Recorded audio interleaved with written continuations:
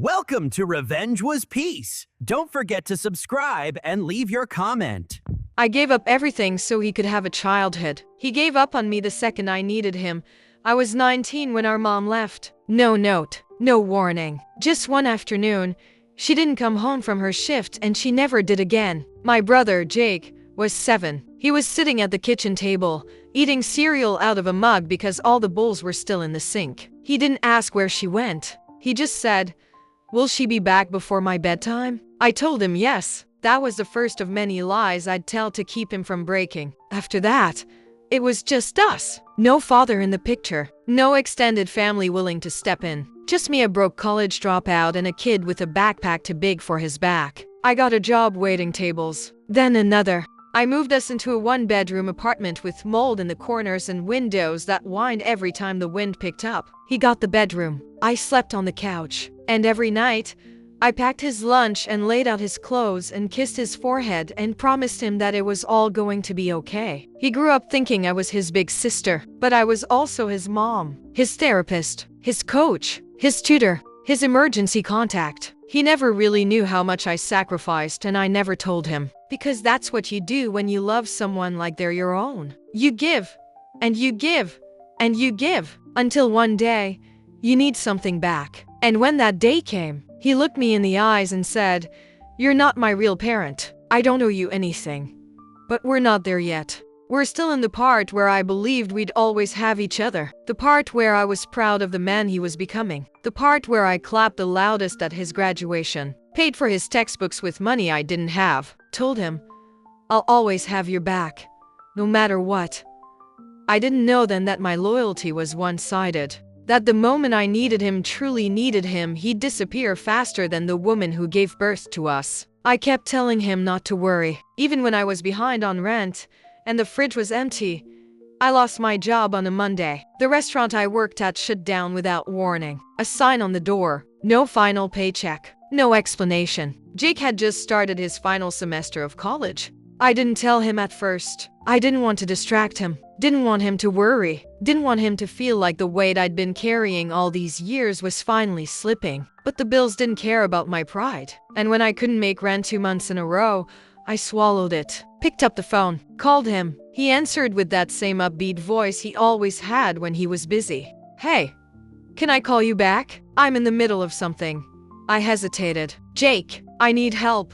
Silence. Then, "What do you mean?" I told him the truth. That I was behind on rent. That I had applied to 10 jobs that week. That I was scraping by, but it wasn't enough. I didn't ask for thousands. I just needed a loan, something to keep me afloat until I got back on my feet. I expected shock, concern, maybe a pause before a gentle.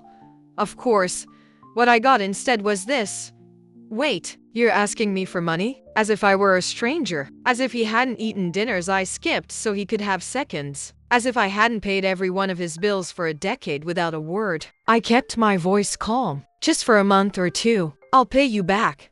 He sighed. "You know I'm saving for the condo. I've got stuff going on too." I didn't say anything. Because if I opened my mouth, I was going to cry. He filled the silence with more words. None of them helpful. "Look, I just think maybe this is something you need to figure out on your own. You've always been good at that, right?" That sentence. That one sentence cracked something deep inside me. I didn't beg, didn't try to guilt him. I just said, "Okay," and hung up. And then I sat there in a dark kitchen, next to a fridge full of condiments and one expired yogurt, and thought, he's not my little brother anymore. He's just someone I raised, who already forgot. He didn't just say no, he made it sound like needing help was a personal failure. After that call, I gave myself one night to fall apart. One night to sit in the dark, let the silence fill the room, and feel the full weight of what he said. Then I got up, brushed my teeth, and started making calls. I called a former co-worker who offered to connect me with a temp agency. I called my landlord and asked for an extension. I posted anonymously in a local Facebook group, offering tutoring and cleaning services. I wasn't proud, but I wasn't going to drown quietly. A few days later, I booked 3 gigs. Not much, just enough to keep the lights on. And that tiny victory made me feel something I hadn't felt in weeks, capable. Then I got the message. From Jake. "Heard you've been asking around. Just be careful not to make this a whole thing. You know how people talk. I read it 3 times. Heard you've been asking around. Like it was shameful. Like surviving was gossip-worthy. Like I was dragging his name through the mud just by existing. I didn't reply. There was nothing to say. But I did something else. I went to my drawer, pulled out the file labeled college where I kept every receipt, every tuition payment confirmation, every grocery budget from the years he was in school. And I laid them out on the kitchen table. Not to throw them in his face. Just to remind myself, you didn't imagine it. You gave everything. 2 days later, he posted a photo on Instagram. New car. Caption: hard work pays off. I didn't like it. Didn't comment, but I stared at it longer than I should have. Wondering if he ever thought about me when he turned the keys. Wondering if he ever asked himself where he'd be if I hadn't put my entire 20s on hold for him. Probably not. Because the truth is, some people forget how they got where they are, and others remember it so clearly. It keeps them up at night. I didn't want an apology. I just wanted to know if he remembered. He called a week later. Not out of concern, at least. It didn't feel like it. It was more like obligation. Hey, he said, like we hadn't spoken since I asked him for help. I kept my voice flat. Hey.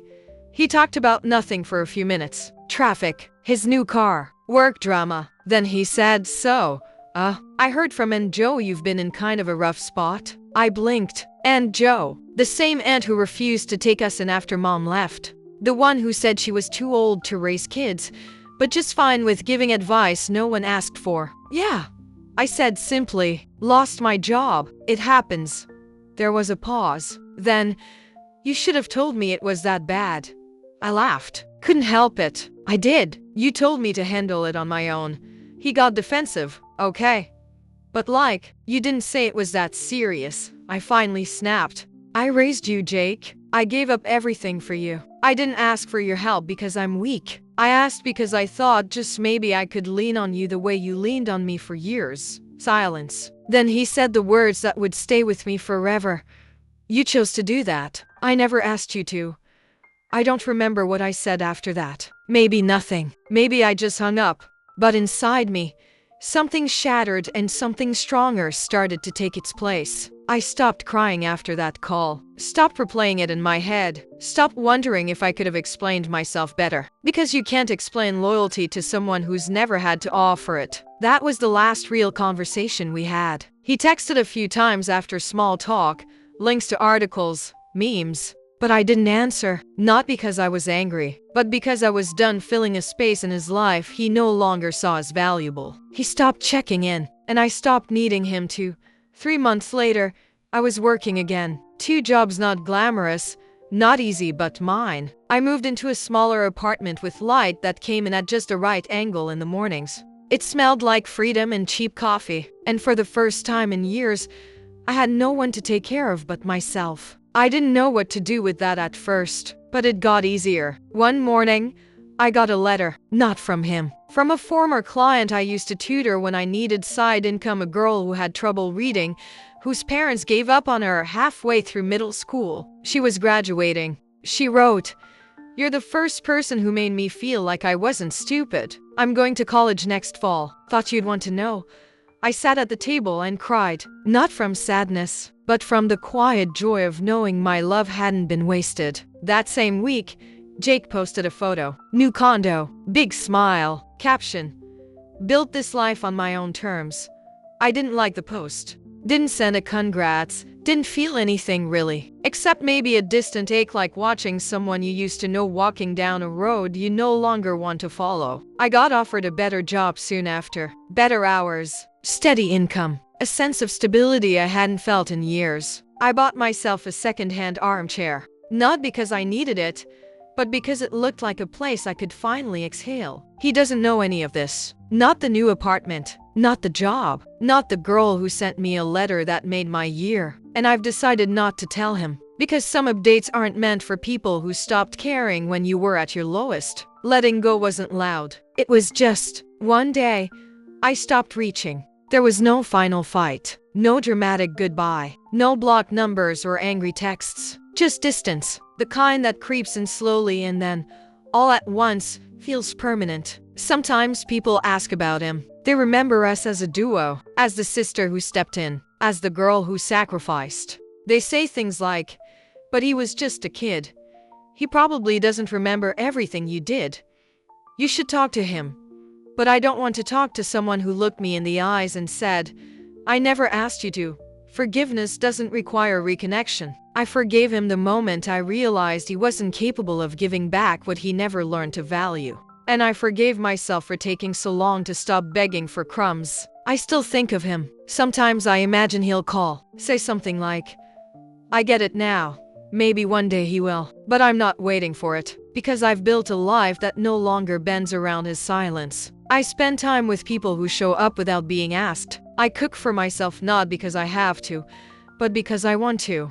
I fill my own fridge. And most nights, I sit in my thrifted armchair with a cup of tea and a book, and I feel whole. Not because I'm healed completely, but because I'm not empty anymore. I'm no longer carrying what they gave me. I choose peace over family I never really had.